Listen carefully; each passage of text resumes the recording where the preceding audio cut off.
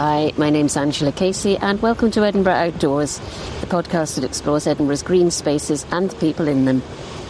And I'm sitting on the beach in Granton today where it's quite sunny.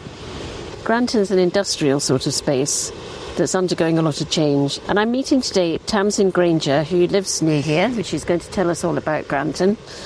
And she is a shiatsu therapist. She's also a walk leader and the creator of a blog called Walking Without a Donkey. That's quite a lot to find out about, so we're here to go for a walk in Granton in the sunshine and find out all about her.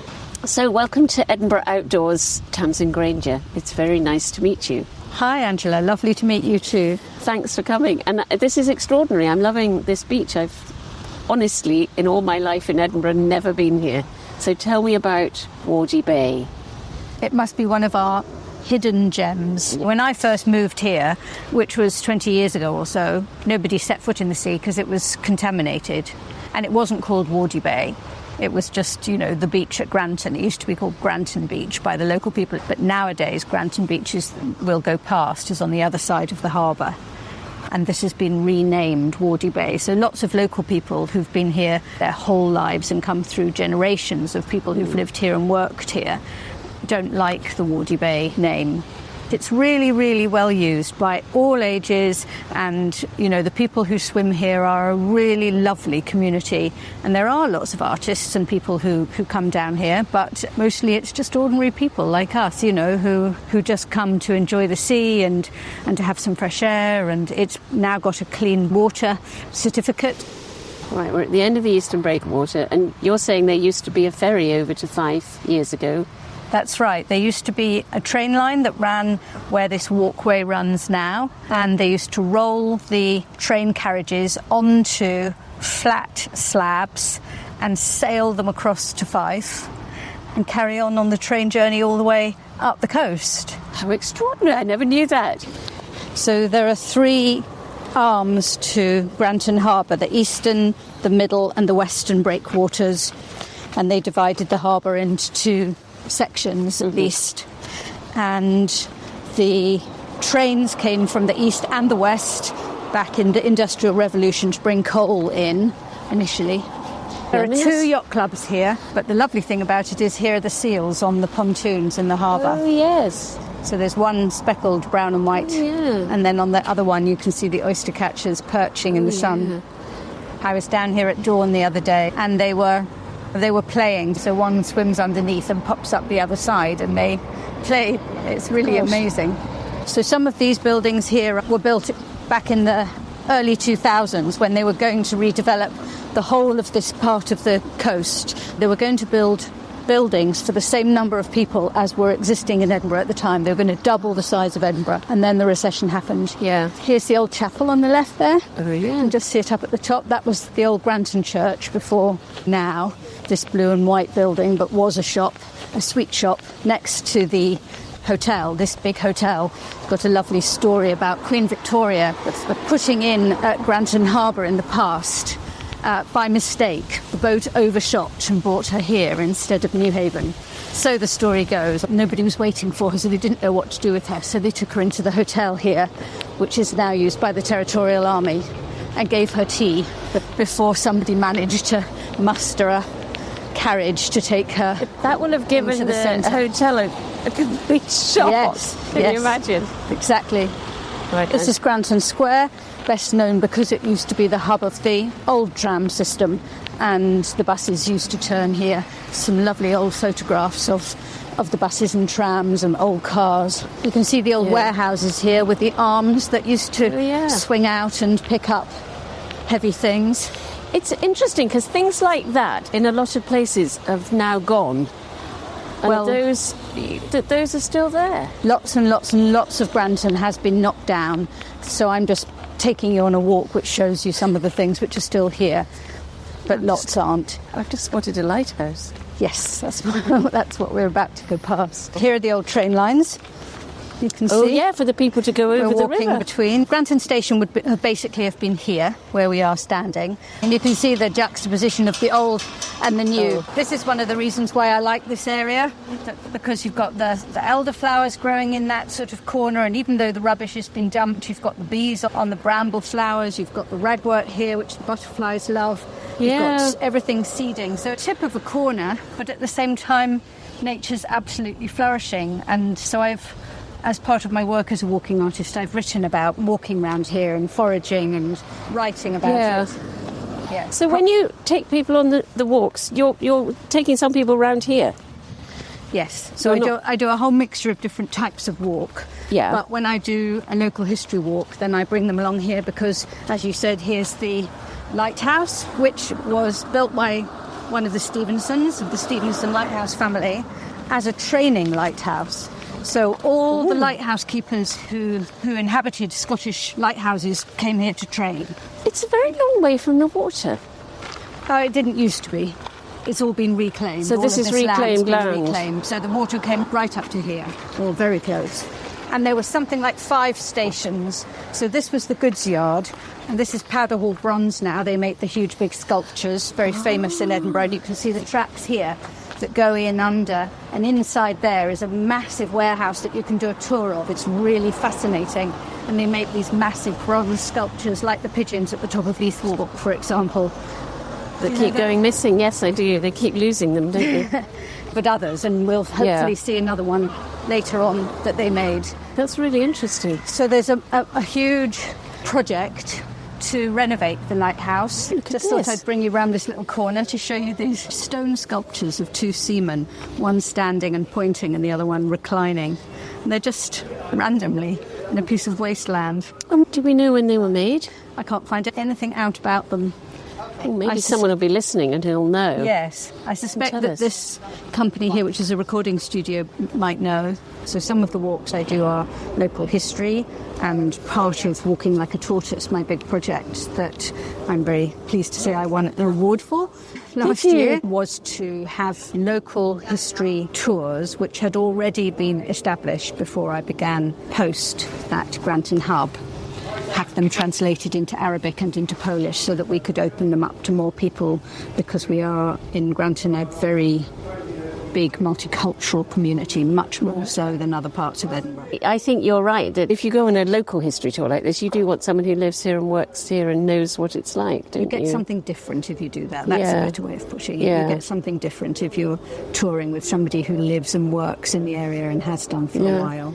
And it's not somewhere, I think, that people would necessarily come to go and find out about, so doing it like that is even better. Well, now, and you'll see later on the walk, that there are more people coming down here. This is an up-and-coming area. Yeah. Lots of people who know this side of Granton we're looking at today are worried that it will change. And indeed, Edinburgh City Council are already referring to this area not as Granton, but as waterfront. And there are a number of other examples of renaming that have happened at council level that have really seriously confused local people.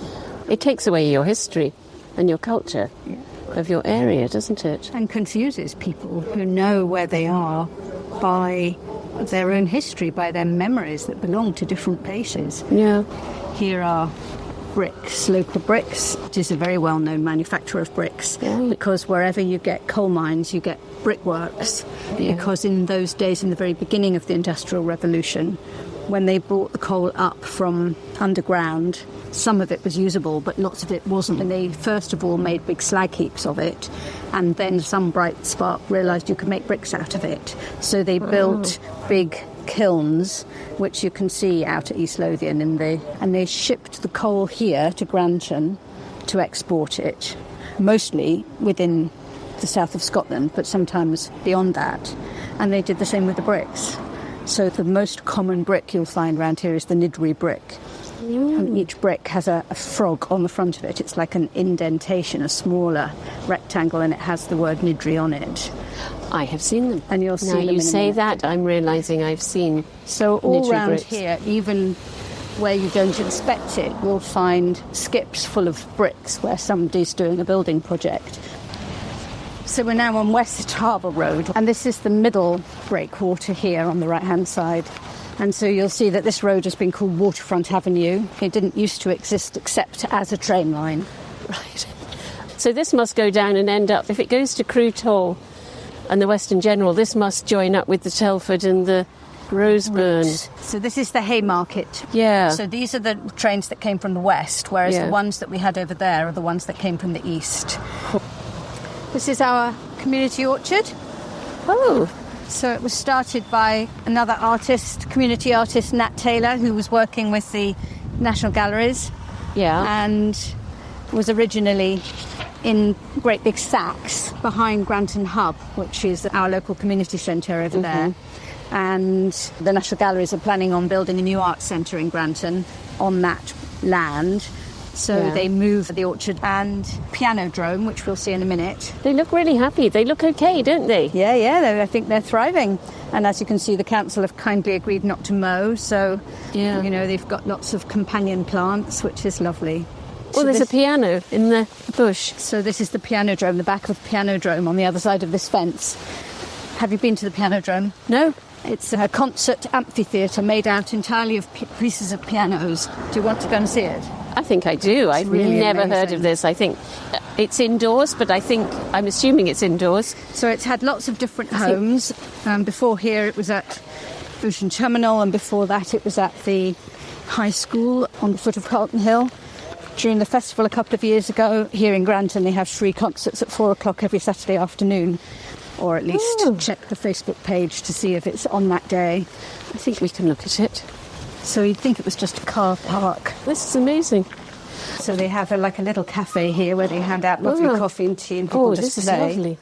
And through there are all the old pianos that people give to Pianodrome, and then they do them up and then they give them back out again to the members of the community. How extraordinary. Isn't it wonderful? I had no idea this was here. It was also once in a tent at the Botanic Gardens. So it's here, but it's moved and it's sort of dismantled and moved at times. Yeah. Wow. Well, I need to come. Yes, it's really worth it. Yes. Excellent concerts. They're really good as well, aren't they? They are really good. They are, and they really encourage young musicians. Somebody had a mad idea when they created it, didn't they? Oh, it's a little team of 3 of them, yes. Yeah. Have a look on the website there. I will do. You can get the story there, and just even little things like the lamps, and keyboards decorating the top of each aisle. Whether the structures that the lights are held on. Yeah. Thank you. Thank you. Oh, look, this piano is full of flowers. Yes. So this is the Western Breakwater, and I've got an artwork along here, a sound walk, which we can't go there. Can't we? No, it's all blocked off, so you have to get it in from another direction. Right. So you've done an artwork, but you can't get to it?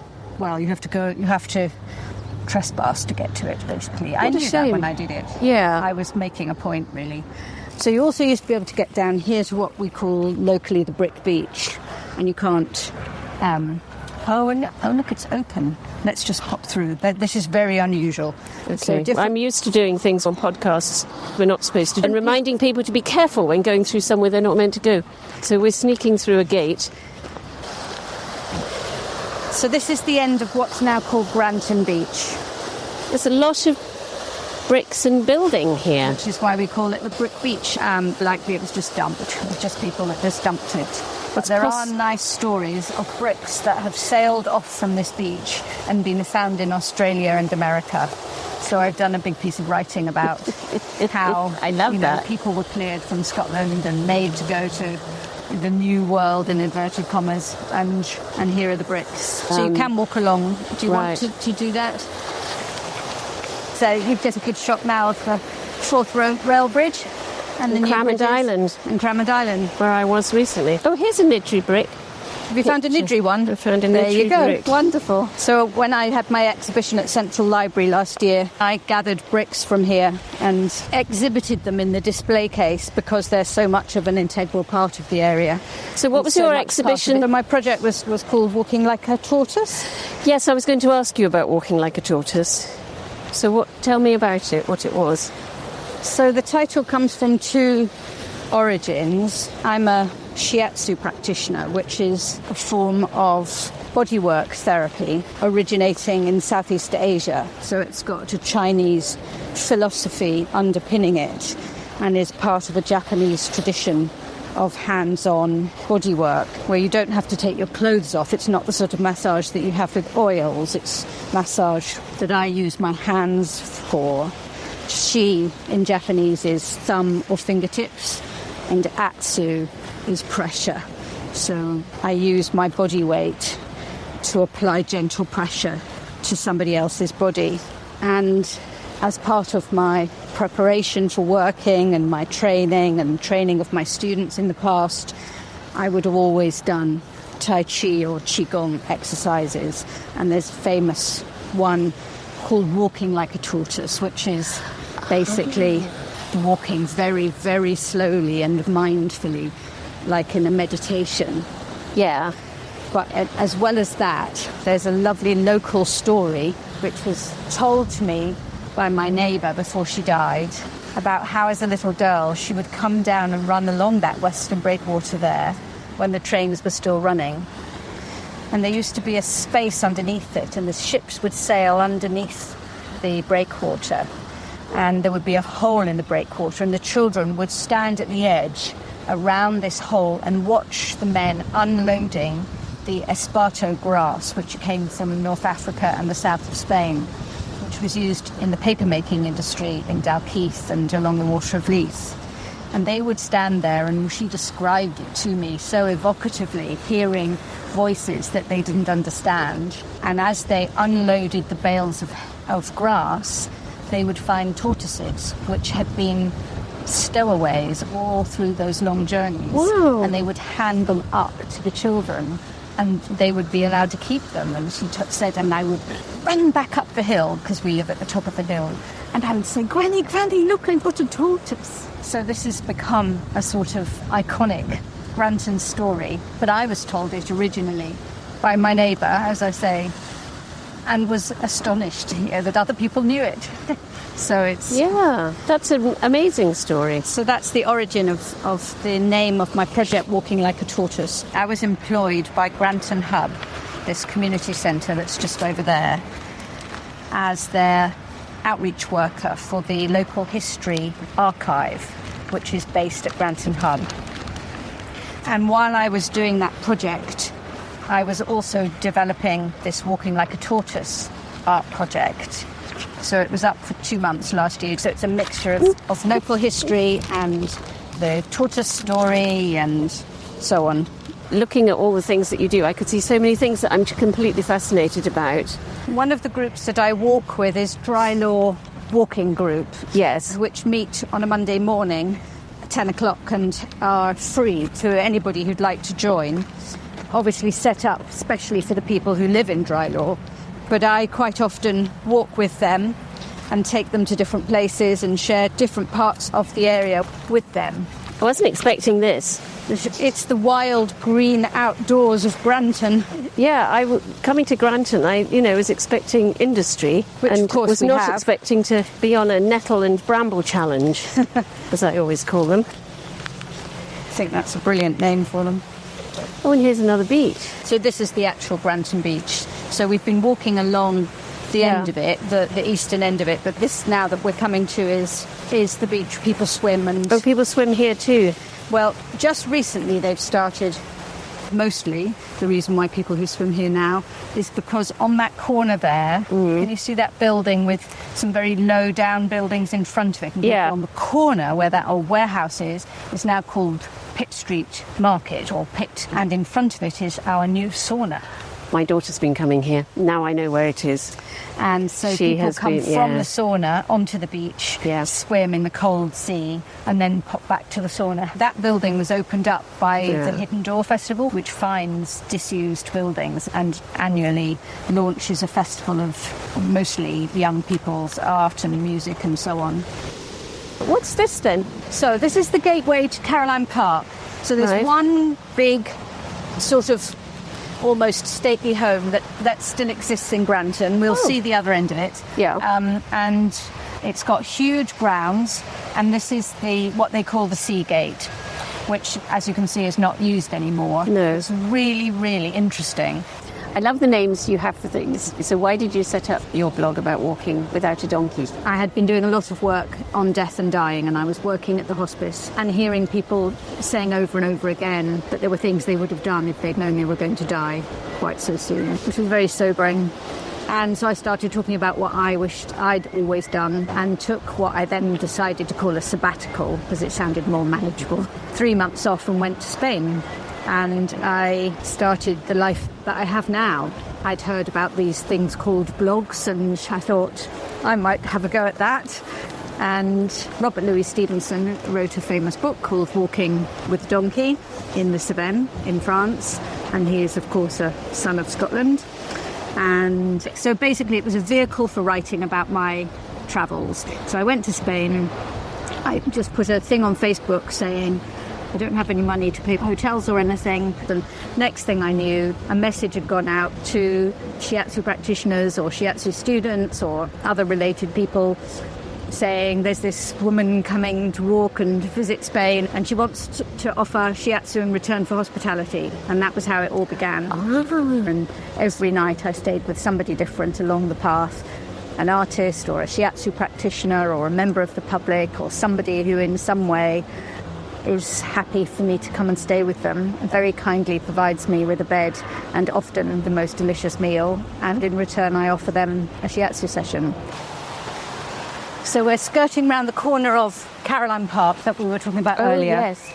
And these statues are very, very unusual in as much as they're not big famous men and they're not queen or a king. They're made by Powder Hall Bronze. Works. We went past Powder Hall Bronze earlier, and it was they who made this statue here. And there's a lovely view down to the sea. Can I ask you a shiatsu question? Yes. Do you get people who come who don't like being touched? Yes. Certainly people who have certain parts of their body that they don't want to be touched, which of course I would immediately respect. There's no need for me to do in a shiatsu session anything that the person doesn't want me to do. And that's one of the great things about shiatsu. We 100% respect the needs and requirements of the people who come to us. So we can do shiatsu off the body. We can do shiatsu in just one part of the body. We can use a lot of pressure if somebody comes with a sports injury and they're a very strong, rugby player or something like that. But we can do, at the other end of the scale, the gentlest touch. There isn't anybody that couldn't have shiatsu. So obviously we've been talking about the outdoors and walking, but what does the outdoors mean for you? The outdoors for me is a place of care, it's a place of peace, it's a place of incredible interest and curiosity. It's a place where I am often alone, but in a happy way, not lonely, but alone, and where I'm endlessly inspired. So it's very important to me to get outside. We're having a lot of noises off today. I'm afraid we are. But it's part of being outdoors, is that you have noises around you. And you talked earlier about your walking without a donkey blog, but has there ever been a time, and it might be that time, I suppose, has there ever been a time for you when the outdoors has really helped you? There are always times, because I'm a very up and down sort of a person. Are you? And I don't know when I wake up in the morning if it's going to be a good day or a bad day. And don't know when I go to bed at night if I'll sleep through the night or be awake for hours. And it's just my chance to get away from my own head and get my feet on the ground and appreciate something far bigger and far more powerful than I am. And then I sort of settle down inside myself and I can get on with the day, either go back to sleep if I'm lucky enough to have some spare time or just carry on with my day and do what I need to do. It must be really hard when you have a problem like that or an issue like that for you to go off then into the day when you are probably not feeling 100% and do the work that you do in shiatsu, which is all about listening to other people and caring for other people, when maybe sometimes you feel like you'd like someone to care for you. Well, shiatsu is really special in that way.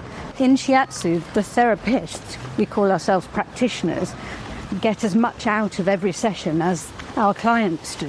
How does that happen? On a very practical level, I work on a floor where the person who's come for the session is usually lying on a mat, a futon. And so I'm on the ground, kneeling and crawling and lunging around the person's body in order to access different parts of it, to lean and to apply the shiatsu touch. So I'm moving, and my chi, my energy, that's the Chinese term for it, has to move in order. The wind's really strong, isn't it? It's really windy, so your energy... So my energy, my chi, has to move or does move while I'm helping somebody to balance their energy. My energy balances in order to be in the place that I need to be mentally, physically, to support other people. So the energy in my body moves around what we call the meridians, these channels through which the chi flows, just as much as it moves around a client who I'm supporting.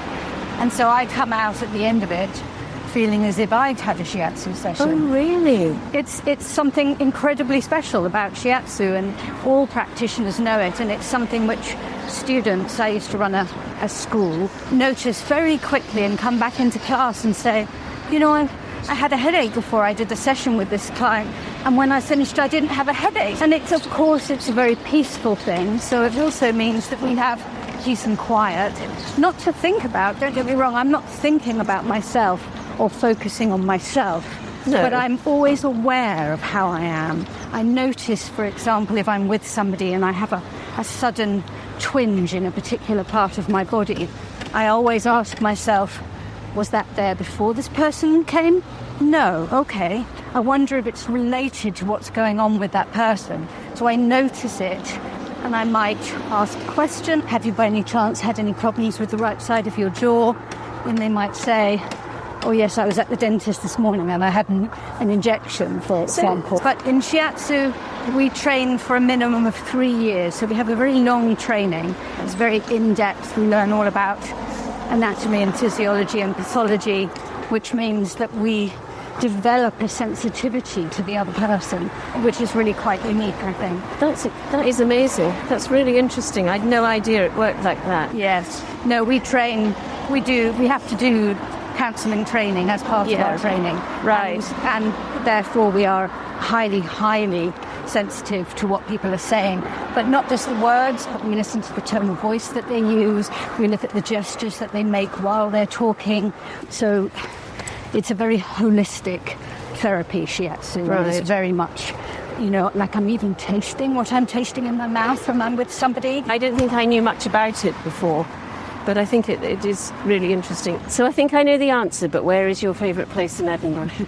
Well, this is my favourite place in Edinburgh. It's down here by the Firth of Forth, but we are looking north, and at the moment I'm completely immersed in a book I'm writing about walking on Orkney, and so I have also walked on the coastal path in Fife and the St Margaret's Way, which also walks across Fife, and then beyond those hills, Orkney. Lovely. I like looking north. It's where I like to be. It's going north. And now please will you touch my hand in a shiatsu way. Just rest your arm. Right. That's it. As much as You'll you feel can. all my tension. Just rest your bone. There we are. You do press quite hard, don't you? Feel too hard? No, it's lovely. Sure. It's really nice. No, it's not a light touch. If somebody's healthy and if it's okay for them, then it's we try to make connection, you know, with your physical body, so that you know that you're there. It's a way. I think it's one of the nice things about shiatsu is that it really takes you inside yourself. Mm-hmm. Like often people will fall asleep on the mat or go into a sort of dwam, you know, where they're sort of not asleep but not quite here at the same time. Or what they're doing is journeying through their own system as I touch, you know, and being given the opportunity, the time and the space to go, does this bit feel how it should, or does it need to change? Is this bit related to why I've come in the first place? And it just gives you that chance just to just to stop a while and to go inwards. And we don't often do that in our ordinary everyday lives. We just rush around doing everything, don't we? Thank you. I really enjoyed that at the end. I think the thing you said about walking slowly and seeing what's around you, if I had walked from here to the sauna that we went to, I certainly wouldn't have gone and discovered that wonderful brick beach. And I would have walked along thinking, gosh, this is a noisy road and it's got a lot of traffic on it. And I wouldn't have spotted all those incredible little things that you pointed out, like little buildings down alleyways. Statues round the back. The piano drome, which I've been to see, which was terrific. Lovely. Well, thank you very much. I really enjoyed this podcast. Thank you so much, Angela. It's been a fascinating walk around Granton, and you've showed me lots of things which I'd never have spotted, which is this mindfulness, which I really like. Well, it's been a privilege to walk with you. I really enjoyed sharing some of my local area. Thank you. Oh, well, thank you. And thank you for listening to Edinburgh Outdoors. If you enjoyed the podcast, please rate us on your podcast app and leave a review. And don't forget to tell your friends, family or colleagues about it too. And of course, if you know of an outdoors space or person in or around Edinburgh that might like to be featured, you can get in touch via email, Bluesky, Instagram or Facebook.